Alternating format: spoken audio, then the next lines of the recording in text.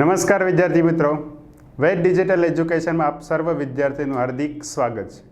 વિદ્યાર્થી મિત્રો, ગયા લેક્ચરની અંદર આપણે વાત કરી હતી ગરીબી વિશે, ગરીબીના ખ્યાલો વિશે વાત કરી, સાપેક્ષ ગરીબી, નિરપેક્ષ ગરીબી વિશે પણ આપણે ખ્યાલની વાત કરી હતી કે આ સાપેક્ષ અને નિરપેક્ષ ગરીબીના જે ખ્યાલો છે તેની અંદર કઈ કઈ બાબતોનો સમાવેશ થાય છે, આંતરરાષ્ટ્રીય ધોરણે કઈ રીતે ગરીબીનું માપન કરવામાં આવે છે તેના વિશે પણ આપણે માહિતી મેળવી.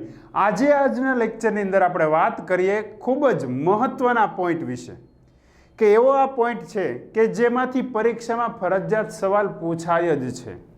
ગેરંટી સાથે કહું છું મિત્રો કે આ ટોપિકમાંથી પરીક્ષાની અંદર સવાલ પૂછાય જ છે. એવા ટોપિક વિશે આપણે આજે વાત કરવાની અને ખાસ કરીને મોટા ગુણની અંદર આ પ્રશ્ન પૂછવામાં આવે છે. તેથી આપણે આ પ્રશ્ન સંપૂર્ણ સમજૂતી સાથે આગળ વધતા જોવાનો છે કે જેથી આપણા માટે એક માર્કનું પણ છૂટે નહીં. તો એ પ્રશ્ન છે ગરીબી એટલે શું અને આ ગરીબીના કારણો જણાવો. પ્રશ્ન શું છે મિત્રો? ગરીબી એટલે શું અને ગરીબી ઉદ્ભવવાના કારણો. હવે કોઈ પણ ઘટના બનતી હોય તો એ ઘટના બનવા પાછળ અમુક પ્રકારના કારણો હોય છે કે આપણી આસપાસ ઘણી બધી ઘટનાઓ બનતી હોય છે, ઘણા બધા બનાવો થતા હોય છે. તો એ ઘટના બનવા પાછળ અમુક ચોક્કસ કારણો જવાબદાર હોય. તો એ કારણો વિશે આપણે વાત કરવાની છે કે ભારત દેશમાં ગરીબી જોવા મળે છે. તો ભારતમાં જે ગરીબી જોવા મળે છે એ ગરીબી વધવા પાછળ કયા કારણો જવાબદાર છે એ કારણોની આપણે ચર્ચા કરવાની છે. એ કારણોને આપણે સવિસ્તાર સમજવાના છે. પરંતુ સૌથી પહેલાં આપણને ખ્યાલ હોવો જોઈએ કે ગરીબી કોને કહેવાય. આપણે અગાઉના લેક્ચરમાં તેની વ્યાખ્યા પણ જોઈ ગયા છે. પરંતુ આપણે વાત કરીએ તો એના કારણોની, તો હમણાં તેમ કીધું ને કે કોઈ પણ ઘટના બને તો એની પાછળ અમુક કારણો જવાબદાર હોય છે. તો એ કારણો વિશે જોઈએ. પરંતુ આ પ્રશ્નની આપણે શરૂઆત કરીએ તો એની શરૂઆત આપણે પ્રસ્તાવનાથી કરીશું. તો કે છે કે કોઈ પણ સમસ્યા હોય એ સમસ્યામાંથી આપણે બહાર નીકળવું છે. કોઈ પણ ઘટના બની અથવા કોઈ પણ બનાવ બન્યો છે, એ બનાવમાંથી આપણે બહાર નીકળવું છે. તો ક્યારે નીકળી શકીએ કે જો આપણને એના કારણો વિશે માહિતી હોય, તો આપણને ખ્યાલ હોય કે આ જે ઘટના બની છે એ ઘટના કયા કારણથી બની છે, તો આપણે એમાંથી બહાર આવી શકે. તેમ અહીંયા કહે છે કે જે ગરીબી જોવા મળે છે એ ગરીબીની સમસ્યા ઉકેલવા માટે એના કારણો શોધવા પડે, એના કારણો આપણે જાણવા પડે. અને જ્યારે આપણે એના કારણો શોધી લઈશું, કારણો જાણી લઈશું, કારણો વિશે સમજી લઈશું, ત્યારે એને દૂર કરવાના આપણે ઉપાયો હાથ ધરવા પડે. હવે આપણને અહીંયા ગરીબી ઉદ્ભવવાના કારણો તો ખબર પડી ગઈ, કારણો આપણી પાસે છે. તો હવે આપણે એના અમુક ઉપાયો હાથ ધરવા પડશે કે એવા ઉપાયો કે જેના દ્વારા ગરીબી દૂર કરી શકાય. એટલે કીધું કે કારણો શોધી તેને દૂર કરવાના ઉપાય યોજવા જોઈએ. અને આ ગરીબીને દૂર કરવા માટે ખૂબ જ જરૂરી છે. કારણ કે જ્યાં સુધી આપણે એના કારણો નહીં જાણીએ ત્યાં સુધી આપણને એના ઉપાયોમાં પણ ખ્યાલ આવશે નહીં. એટલે અહીંયા સૌથી પહેલાં એવું કીધું કે કારણો શોધવાના છે. કારણો શોધાયા બાદ તેને દૂર કરવાના, એટલે કે ગરીબી દૂર કરવાના ઉપાયો હાથ ધરવામાં આવે છે. એટલે ગરીબીનો અભ્યાસ કરતા પહેલાં તેના કારણો વિશે માહિતી હોવી જોઈએ. એની વ્યાખ્યા એવી કહે છે કે જ્યારે સમાજનો એક મોટો વર્ગ પોતાની પાયાની લઘુત્તમ જરૂરિયાત, શું કીધી? પોતાની પાયાની લઘુત્તમ જરૂરિયાત. પરંતુ કેવી જરૂરિયાત? તો કહે છે કે જીવન જરૂરિયાત. આ જીવન જરૂરિયાત છે એ સંતોષી શકતો નથી, તે પરિસ્થિતિને કહેવાય ગરીબી. અગાઉ પણ વ્યાખ્યા જોઈ ગયા આપણે. ફરીવાર વ્યાખ્યાની વાત કરીએ તો સમાજનો એક મોટો વર્ગ પોતાની પાયાની લઘુત્તમ જરૂરિયાતો પરંતુ જીવન જરૂરિયાતો સંતોષી શકતો નથી, પ્રાપ્ત કરી શકતો નથી. તો આવા વર્ગને ગરીબ છે તેમ કહેવાય. પરીક્ષાની અંદર 1 માર્કમાં પૂછાય છે ગરીબી એટલે શું, તો લખવાનું જ્યારે સમાજનો એક મોટો વર્ગ પોતાની પાયાની લઘુત્તમ જીવન જરૂરિયાત સંતોષી શકતો નથી તો ત્યારે એને કહેવાય ગરીબી.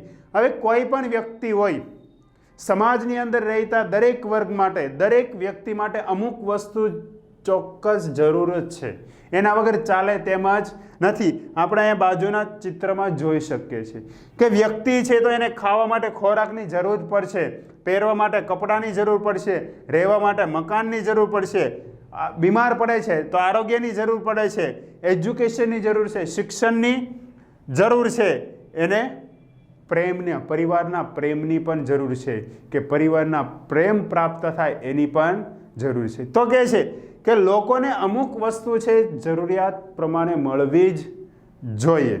આગળ વાત કરીએ તો જે ગરીબી ઉદ્ભવે છે એ ગરીબી ઉદ્ભવવા પાછળનું પહેલું કારણ છે ઐતિહાસિક કારણ.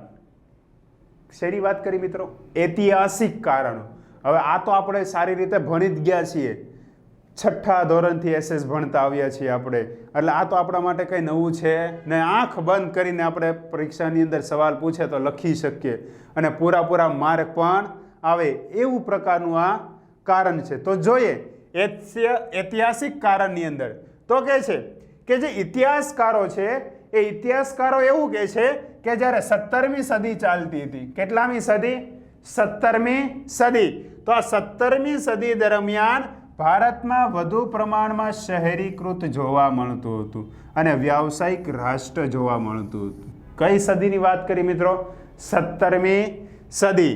એટલે કે 1600 થી 1699ના સમયગાળાની અહીંયા વાત કરી છે કે આ 17મી સદી દરમિયાન ભારતમાં વધુ પ્રમાણની અંદર શહેરીકરણ જોવા મળતું હતું અને વ્યાવસાયિક રાષ્ટ્ર પણ જોવા મળતું હતું.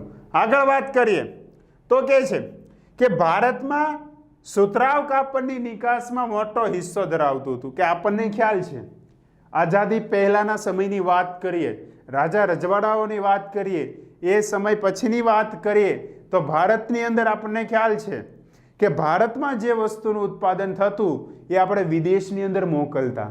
ખાસ કરીને સુતરાઉ કાપડની વાત કરીએ કે ભારતમાં જે સુતરાઉ કાપડ તૈયાર કરવામાં આવતું હતું એ આપણે વિદેશની અંદર મોકલતા હતા. વિદેશની અંદર તેની માંગ વધુ હતી, તેથી આપણે કહીએ છીએ ને મિત્રો કે ભારત કૃષિ પ્રધાન દેશ છે, કારણ કે ખેતી ક્ષેત્ર દ્વારા આપણને પુષ્કળ પ્રમાણમાં વસ્તુઓ પ્રાપ્ત થઈ અને તેના કારણે ભારત સમૃદ્ધ દેશ છે એવું કહેવાતું. આપણે એસએસમાં સારી રીતે ભણી ચૂક્યા છે. તો અહીંયા કહે છે કે ભારતમાં જે સુતરાઉ કાપડનું ઉત્પાદન થતું એની નિકાસ આપણે વિદેશની અંદર કરતા હતા અને તેની સાથે સાથે સિલ્ક, મરી મસાલા, ચોખાની નિકાસ પણ કરતું હતું. તો આના પરથી એટલું તો કહી શકીએ કે આ બધી વસ્તુની વિદેશમાં માંગ હતી અને વિદેશમાં માંગ હોવાને કારણે આપણા દેશમાંથી નિકાસ કરવામાં આવતો હતો. આપણે અહીંયા જોઈએ છે ને ચિત્રમાં કે અંગ્રેજ સરકાર ભારત પર શાસન કરે છે, લોકો પર જુલ્મ કરે છે. તો એ સમયની વાત કરીએ કે ભારત સમૃદ્ધ દેશ હતો, ચોના કી ચીડિયા કહેવાતો. આપણે ગીત આવે ને, મેરે દેશ કી ધરતી ઉગલે સોના, ઉગલે હીરે મોતી. તો ભારતની ધરતીમાંથી આમ કહેવા જઈએ તો સોનું નીકળતું, પરંતુ હકીકતમાં એ ન નીકળતું, પણ એટલું બધું સમૃદ્ધ દેશ હતો, એટલું બધું ઉત્પાદન થતું કે આપણે વિદેશની અંદર શું કરતા, એની નિકાસ કરતા ને પુષ્કળ પ્રમાણમાં આપણે રૂપિયા એકઠા કરતા. તો આ બધી વસ્તુથી આકર્ષાઈને ભારત સમૃદ્ધ થયો. એનાથી આકર્ષાઈને લોકો, એટલે કે જે વિદેશી લોકો હતા, વિદેશી પ્રજા હતી, તે ભારતમાં આવી અને ધીરે ધીરે ભારત પર શાસન કરવા લાગી. તો એ સમયની વાત કરી કે એ સમયે ભારતમાંથી કેટલી વસ્તુઓ વિદેશની અંદર નિકાસ કરવામાં આવતી હતી. પરંતુ ભારતમાં અંગ્રેજો, ફ્રેન્ચ, ડચ જેવી પ્રજાના આગમન બાદ, હમણાં તમને કીધું ને કે ભારત સમૃદ્ધ દેશ હતો અને સમૃદ્ધ હોવાને કારણે, ભારતની જાહો જલાલી હોવાને કારણે વિદેશના લોકો, વિદેશની પ્રજા આકર્ષાઈને ભારતમાં આવી. કોણ એવું? અંગ્રેજો આવ્યા, ફ્રેન્ચ આવ્યા, ડચ આવ્યા, પોર્ટુગીઝો આવ્યા. આવી તો ઘણી બધી પ્રજાઓ ભારતમાં આવી અને ત્યાર પછી એ જે પ્રજાએ શોષણ નીતિ અપનાવી, એ શોષણ નીતિના કારણે ભારતમાં જે ખાસ કરીને ક્ષેત્ર ચાલતું હતું, એટલે કે ખેતી અને ઉદ્યોગ, એ સાવ કેવા થઈ ગયા? પડી ભાંગ્યા. કોના કારણે? તો કહે છે કે જે યુરોપિયન પ્રજા ભારતમાં આવી, વેપાર કરવા માટે આવી, એને એવી નીતિ અપનાવી કે જેના કારણે ભારતના જે ઉદ્યોગો ચાલતા હતા, ભારતનું જે ખેતી ક્ષેત્ર હતું, તે સાવ પડી ભાંગ્યું. તે પાયા વગરના બની ગયા અને તેના કારણે જે લોકો હતા એની આવક ઘટવા લાગી અને ધીમે ધીમે ગરીબીમાં વધારો થતો ગયો. આગળ વાત કરીએ તો હમણાં કીધું કે ઐતિહાસિક કારણ, અને એ કીધું કે સરકારે એવી શોષણ નીતિ અપનાવી કે સીધી એની અસર ખેતી ક્ષેત્રમાં થઈ અને ઉદ્યોગ ક્ષેત્રમાં થઈ. તો આપણે એમાં પહેલા વાત કરીશું ખેતી ક્ષેત્રમાં કઈ રીતે ગરીબીનો પ્રવેશ થયો. તો વાત કરીએ ખેતીમાં ગરીબીનો પ્રવેશ. તો કહે છે કે અંગ્રેજોના શાસનકાળ દરમિયાન વિવિધ કારણોસર ભારતમાં ખેતી ક્ષેત્રની જે સ્થિતિ હતી એકદમ નાજુક બની. શું કીધું અહીંયા? કે જ્યારે ભારત પર અંગ્રેજ સરકાર શાસન કરતી હતી એ સમય દરમિયાન વિવિધ કારણોસર, અહીંયા તમને કારણો નથી દર્શાવ્યા, પરંતુ એટલું કીધું વિવિધ કારણોસર. આ કારણો ક્યાં છે એની આપણે આગળ ચર્ચા કરીશું, પરંતુ અત્યારે એ જરૂરી છે કે વિવિધ કારણોસર ભારતની જે ખેતી છે એની એકદમ સ્થિતિ કેવી બની ગઈ? અહીંયા નાજુક બની ગઈ.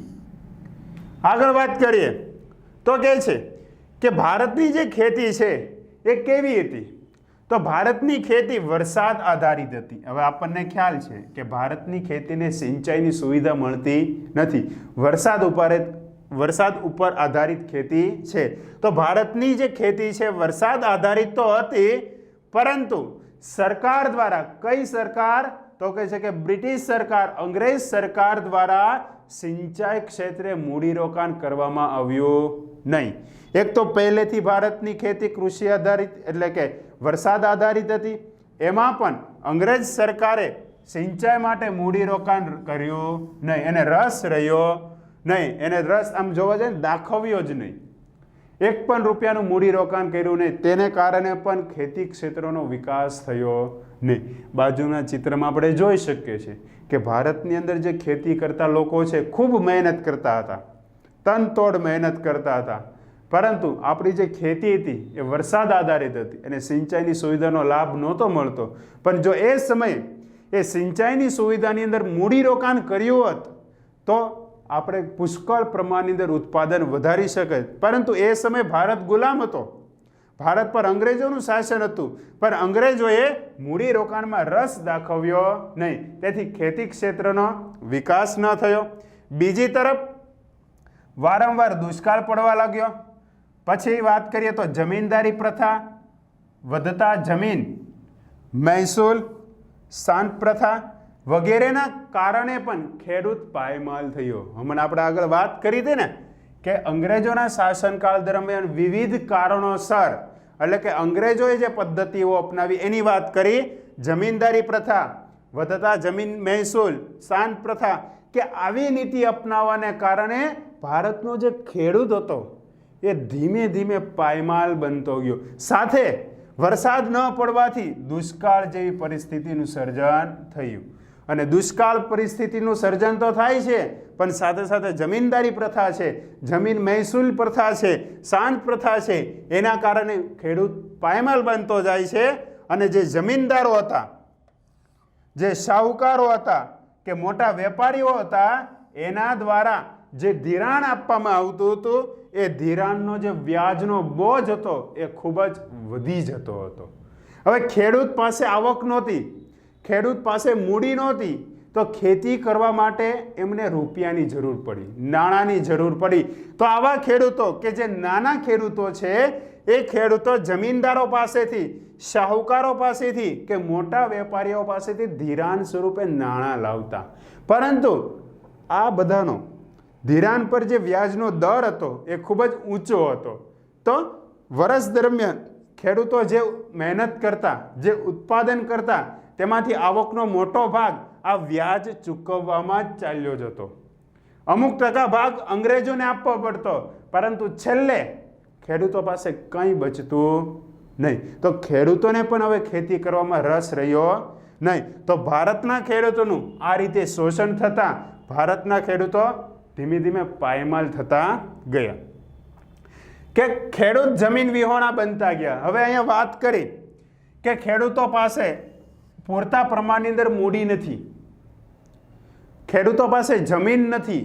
તો આવા ખેડૂતો શું કરતા કે જમીન ભાડા પેટે લાવતા, અથવા જમીન છે તો મૂડી નથી તો મૂડી ધિરાણ સ્વરૂપે લાવતા. પરંતુ આવું વ્યાજ ચૂકવવાની અંદર, ભાડું ચૂકવવામાં વધારે ભાગની જે આવક હતી એ ખર્ચાઈ જતી, અને આવક ખર્ચાઈ થવાને કારણે છેલ્લે જે ખેડૂત વધતા એ જમીન વિહોણા બની જતા. એટલે કે જેની પાસે જમીન હતી એને જમીન વેચીને પણ પૈસા ચૂકવવા પડતા, અથવા તો જેની પાસે જમીન નહોતી એને પણ હવે જમીનની અંદર ખેતી કરવામાં રસ રહ્યો નહીં. અને જે ખેડૂત અને ખેતી કેવા બની ગયા? બેહાલ બની ગયા.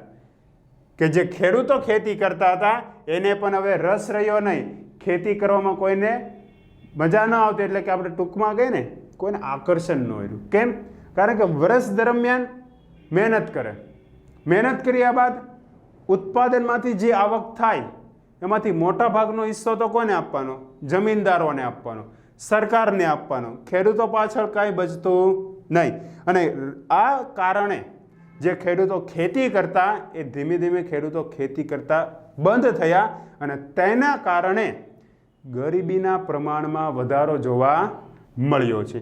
આગળ વાત કરીએ તો કે છે કે તેના પરિણામે ગરીબીમાં શું થયો? વધારો જોવા મળ્યો. ત્યારબાદ વાત કરીએ આપણે ઉદ્યોગોની અંદર. હમણાં આપણે વાત કરી કે ખેતી ક્ષેત્રે કઈ રીતે ગરીબીની પ્રવેશ થયો. હવે ખેતી ક્ષેત્રની વાત કરી લીધી, હવે વાત કરવાની છે આપણે ઉદ્યોગ ક્ષેત્રમાં, કે ઉદ્યોગ ક્ષેત્રની અંદર કઈ રીતે ગરીબી જોવા મળી, ઉદ્યોગ ક્ષેત્રમાં કઈ રીતે ગરીબી વધવા લાગી. તો ઉદ્યોગ ક્ષેત્રમાં વાત કરીએ તો કહે છે કે જે ઉદ્યોગ છે અને જે વેપાર છે એની બાબતમાં અંગ્રેજો દ્વારા, એટલે કે ઉદ્યોગ અને વ્યાપારની કક્ષાએ અંગ્રેજો દ્વારા ભારતમાં એવા પ્રકારની વેપાર નીતિ, કર નીતિ અપનાવી, અથવા સાથે કહીએ તો કહે છે કે ઔદ્યોગિક નીતિ અમલમાં મૂકી, કે જેના કારણે અંગ્રેજોને ભારતમાં ફાયદો થાય. શું કીધું અહીંયા? કે ઉદ્યોગ અને વેપાર ક્ષેત્રે અંગ્રેજ સરકારે એવી વેપાર નીતિ અપનાવી, એવી કર નીતિ અપનાવી, એવી ઔદ્યોગિક નીતિ અપનાવી કે જેના દ્વારા વધુને વધુ કોને ફાયદો થાય મિત્રો? તો કે છે અંગ્રેજોને ફાયદો થાય, ભારતના લોકોને ફાયદો ન થાય. સિમ્પલ ઉદાહરણ આપી દો મિત્રો. ભારતની ખેતી ક્ષેત્રમાંથી જે કાચો માલ મળતો એ કાચો માલ અંગ્રેજો પોતાના દેશમાં મોકલતા, ત્યાં વસ્તુ તૈયાર કરી વેચવા માટે ભારતના બજારનો ઉપયોગ કરતા હતા. તો આનાથી ફાયદો કોને થયો? તો અંગ્રેજોને ફાયદો થયો. તો અહીંયા પણ એ જ કીધું કે એવી વેપાર નીતિ અપનાવી લીધી, એવી કર નીતિ અપનાવી, એવી ઔદ્યોગિક નીતિ અપનાવી કે જેથી વધુને વધુ અંગ્રેજોને ફાયદો થાય. આપણે ચિત્રમાં જોઈ શકીએ છીએ. અને જો કોઈ ખેડૂત માલ સામાન આપવાની ના પાડે તો એને જેલમાં પૂરી દેતા, અથવા તો એને એનું ખૂન પણ કરાવી દેતા હતા, અત્યાચાર કરતા હતા. એના ઉપર ટૂંકમાં વાત કરીએ, પરંતુ ના છૂટકે ખેડૂતોને પોતાના પરિવાર માટે, પોતાના માટે એમની પાસે જે પણ માલ સામાન રહેતો એ બધો એને આપી દેવો પડતો. તો આ રીતે પણ કે જે લોકો હતા બેહાલ બનતા ગયા, વેપાર વગરના થતા ગયા, રોજગારી વગરના થતા ગયા, અને તેના કારણે ગરીબીમાં વધારો જોવા મળ્યો. કે ભારતીય નિકાસો માટે યુરોપના બજારોમાં વિવિધ પ્રતિબંધો મૂકવામાં આવ્યો. ખાસ મહત્વની વાત કે ભારતીય નિકાસો માટે યુરોપના બજારોમાં, ક્યાં? યુરોપના બજારોમાં, એટલે કે ભારત બહારના બજારોમાં પ્રતિબંધ મૂકવામાં આવ્યો. કે ભારતની જે વસ્તુ છે એ ભારતના જ લોકો વિદેશમાં વેચી શકે નહીં એવું ફરમાન જાહેર કરવામાં આવ્યું. જ્યારે ઇંગ્લેન્ડમાં ઉત્પાદિત વસ્તુઓ, શું કીધું? કે ઇંગ્લેન્ડમાં જે વસ્તુ તૈયાર થાય છે એ વેચવા માટે વિશેષ પ્રકારની કર રાહતો આપવામાં આવી, છાટ આપવામાં આવી, એટલે કે છુટકારો આપવામાં આવ્યો. શું કીધું? પહેલી એવી વાત કરી કે ભારતમાં જે વસ્તુ તૈયાર થાય એ ભારતના લોકો વિદેશમાં વેચી શકે નહીં. બીજી એ વાત રજૂ કરી કે ઇંગ્લેન્ડમાં જે વસ્તુ તૈયાર થાય, એટલે કે અંગ્રેજોના દેશમાં જે વસ્તુ તૈયાર થાય એ ભારતની અંદર લાવવા માટે જેને કરવેરો ભરવો પડતો એ કરવેરામાં એને રાહત આપવામાં આવી અને સરળતાથી એમના દેશમાં જે વસ્તુ તૈયાર થાય એ ભારતમાં વેચી શકે છે. આગળ વાત કરીએ, તેમજ જે પેદાશ તૈયાર થાય છે એ પેદાશને દેશના ખૂણે ખૂણે પહોંચાડવા માટે રેલવેનો ઉપયોગ કરવામાં આવતો. કે અંગ્રેજ સરકાર દ્વારા જે વસ્તુ તૈયાર કરવામાં આવી એ વસ્તુ દેશના ખૂણે ખૂણે પહોંચાડવા માટે, હરેક રાજ્યની અંદર હરેક ગામ સુધી પહોંચાડવા માટે એમને રેલવેનો ઉપયોગ કર્યો. પરંતુ ભારતના લોકોની વસ્તુ ક્યાંય ન વેચાય એવા પ્રકારની પણ એને નીતિ તૈયાર કરી અને એના કારણે ભારતના જે ઉદ્યોગો હતા એ ધીમે ધીમે પડી ભાંગ્યા અને એક બાજુ ભારત દેશ પાયમાલ બનતો ગયો તો બીજી બાજુ અંગ્રેજ દેશ કે ઇંગ્લેન્ડ છે એ સદ્ધર બનતો ગયો છે. આગળ વાત કરીએ તો કહે છે કે આવા પ્રકારની નીતિથી અંગ્રેજોને ભારતમાં વેચાણથી અતિશય પ્રાપ્ત થયો કે વેચાણ વધવા લાગ્યું. ફાયદો કોને થયો? અંગ્રેજોને. કઈ વસ્તુ વેચાતી? અંગ્રેજોની વસ્તુ વેચાતી. કેમ કે કિંમતમાં કેવી હતી? સસ્તી. જ્યારે ભારતના લોકો દ્વારા જે વસ્તુ વેચવામાં આવતી એની કિંમત વધુ હતી. કેમ કે એના પર અલગ અલગ પ્રકારના કર નાખવામાં આવ્યા. જ્યારે અંગ્રેજોની વસ્તુ જે વેચવામાં આવતી તેમાં કોઈ પણ પ્રકારના કર ન હતા, તો એની વસ્તુ સસ્તી હોવાને કારણે ભારતના જે બજારો હતા તેમાં એમની વસ્તુ સસ્તી હોવાથી દરેક લોકો ખરીદવા તૈયાર થયા. આગળ વાત કરીએ તો કહે છે કે ઇંગ્લેન્ડમાં મૂડીરોકાણ કરવામાં આવ્યું કે ભારતમાંથી રૂપિયા લઈને મૂડીરોકાણ અંગ્રેજો પોતાના દેશમાં કરવા લાગ્યા અને પોતાના દેશની અંદર મૂડીરોકાણ કરવાને કારણે ઔદ્યોગિકરણને વેગ મળ્યો કે પોતાના દેશને સદ્ધર બનાવ્યું. પોતાના દેશના ઉદ્યોગો જે પડી ભાંગ્યા હતા, જે માન ચાલતા હતા, હવે પૂર ઝડપે ચાલવા લાગ્યા. કારણ કે ત્યાં વધુ પ્રમાણની અંદર મૂડીરોકાણ થવા લાગ્યું. ના બધી મૂડી શાની હતી? તો કે છે કે ભારત દેશની હતી. ભારતમાંથી દરેક મૂડી લઈ જઈ પોતાના દેશની અંદર ઉદ્યોગોમાં રોકાણ કરે, પોતાના ઉદ્યોગોની અંદર વસ્તુ તૈયાર કરે અને વેચવા પાછા ફરીવાર ભારતમાં આવે. આવી રીતે ભારતના લોકોની જે ઉદ્યોગ હતા એને પડી ભાંગ્યા અને એને આમ જોવા જાય ને ભારતના જે ઉદ્યોગોને નષ્ટ કરી દીધા કે કોઈ લોકો વસ્તુ ઉત્પન્ન કરવામાં રસ રહ્યો નહીં. કે વાત કરીએ ને કે જે નાના ઉદ્યોગકારો હતા, નાના ખેડૂતો હતા કે જે વસ્તુનું ઉત્પાદન કરતા, હવે એને રસ ઉઠી ગયો. કેમ? કારણ કે મહેનતે એ વસ્તુ ઉત્પાદિત કરે છે, બજારમાં વેચવા માટે જાય, પરંતુ કોઈની વસ્તુ ખરીદતા નથી અને ન ખરીદવાને કારણે એ પોતાના જે ઉદ્યોગ હતો એને સંકેલવા લાગ્યા, એટલે કે બંધ કરવા લાગ્યા. હવે એને બીજું કોઈ કામ ન આવડતું હોવાને કારણે એ બેકાર રહેવા લાગ્યા, આવક નથી થતી. તેથી તેના કારણે ગરીબીમાં શું થયો? વધારો જોવા મળ્યો. હવે કહે છે કે વધુ પ્રમાણની અંદર મૂડીરોકાણ થયું, પોતાના દેશની અંદર ઔદ્યોગિકરણ થયું અને ત્યાંના ઉત્પાદિત માલને વેચાણ માટે કે પોતાના દેશમાં જે વસ્તુ તૈયાર થાય છે વેચવા માટે એમને ભારતીય બજારનો ઉપયોગ કર્યો. કયા બજારનો ઉપયોગ કર્યો મિત્રો? ભારતીય બજારનો ઉપયોગ કર્યો. એને ખ્યાલ હતી કે ભારતનું જે બજાર છે એ ખૂબ જ વિશાળ છે, દરેક લોકોને વસ્તુની જરૂરિયાત પડશે, એટલે પોતાના દેશમાં વસ્તુનું ઉત્પાદન કર્યું અને એને ભારતના બજારની અંદર વેચવાનું શરૂ કર્યું અને એના કારણે અંગ્રેજ સરકાર વધુ સદ્ધર બનતી ગઈ અને ભારતના લોકો પાયમાલ થતા ગયા. કે આ વ્યવસ્થામાં ભારતીય ઉદ્યોગ અને વેપારીઓની જે હરીફાઈ શક્તિ હતી, ઉત્પાદન શક્તિ હતી, ધીમે ધીમે ઘટવા લાગી. કે અંગ્રેજ સરકારે એવી નીતિ અપનાવી લીધી કે જેથી ભારતના ઉદ્યોગોનો વિકાસ થાય જ નહીં. એટલે કીધું કે ભારતના જે ઉદ્યોગો છે, જે વેપારીઓ છે, તેમની હરીફાઈ શક્તિ ઘટી ગઈ, સાથે સાથે ઉત્પાદન શક્તિ પણ ઘટવા લાગી. ત્યારબાદ વાત કરીએ તો કહે છે કે ખાસ કરીને ભારતના જે નાના અને ગૃહ ઉદ્યોગો હતા એ નાના અને ગૃહ ઉદ્યોગો સાવ પડી ભાંગ્યા, સાવ પાયમાલ થઈ ગયા અને પાયમાલ થવાને કારણે ભારત જેવા દેશમાં ગરીબી તો વધી પણ સાથે બેકારીનું પ્રમાણ પણ વધવા લાગ્યું. ને આપણને ખ્યાલ છે કે જ્યાં બેકારી હોય ત્યાં ગરીબી હોય, ગરીબી હોય ત્યાં બેકારી હોય. તો ભારતના જે કહે ને ચાવીરૂપ ઉદ્યોગો, નાના અને ગૃહ ઉદ્યોગો પડી ભાંગ્યા, પાયમાલ થઈ ગયા. તેના કારણે એની સાથે જે સંકળાયેલા લોકો હતા તે બેકાર બન્યા અને ગરીબીમાં વધારો થયો. ત્યારબાદ વાત કરીએ આપણે ગ્રામીણ ગરીબીના કારણો. પરંતુ મિત્રો આપણે હમણાં પહેલાં એક કારણની વાત કરી, ઐતિહાસિક કારણ. તો ઐતિહાસિક કારણની અંદર કે આપણે કહી શકીએ કે એવી કઈ કઈ અંગ્રેજોએ નીતિ અપનાવી કે જેના થકી ભારતની અંદર ગરીબીનું પ્રમાણ વધવા લાગ્યું. એમાં ખાસ કરીને આપણે બે અલગ રીતે પોઈન્ટ વાત કરી. એક ખેતી ક્ષેત્રે કઈ રીતે ગરીબી વધી અને બીજું ઉદ્યોગોમાં કઈ રીતે ગરીબી વધી.